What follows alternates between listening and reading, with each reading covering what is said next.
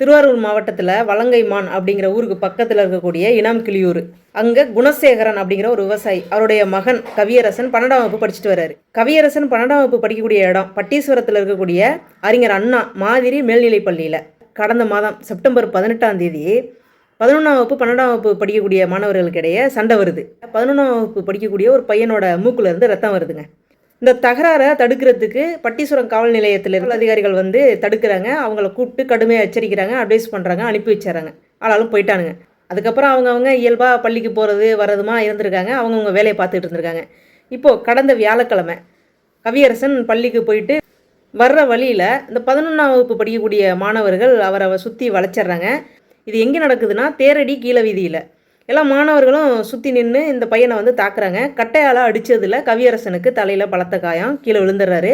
பையனை அங்கேருந்து தூக்கிட்டு தஞ்சாவூர் தனியார் மருத்துவமனையில் தீவிர சிகிச்சை பிரிவில் அவருக்கு சிகிச்சை கொடுத்துக்கிட்டு இருக்காங்க. நேற்றுக்கு நாள் வெள்ளிக்கிழமை இந்த அடித்த 11ஆம் வகுப்பு பசங்க கிட்டத்தட்ட 15 பேரை போலீஸார் வந்து கைது பண்ணுறாங்க.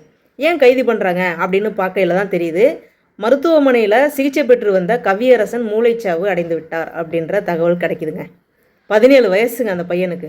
பரிதாபமாக இப்படி மூளைச்சாவு அப்படின்ற அந்த ஒரு நிலைக்கு தள்ளப்பட்டிருக்காரு. அப்படின்னா இதுக்கு எங்கே யாரை காரணம் சொல்கிறது? அவங்க அப்பா விவசாயி, எவ்வளவு கொடுமையான ஒரு விஷயம். அவருக்கு எவ்வளவு கனவுகள் இருந்திருக்கும் அவர் புள்ள மேலே. இது எல்லாத்தையும் ஈஸியாக முடிச்சிட்டாங்க. ரொம்ப சங்கடமாக இருக்குங்க. மனபாரத்தோடு தான் இந்த விஷயத்தை நான் உங்ககிட்ட கொண்டு வந்து சேர்க்குறேன்.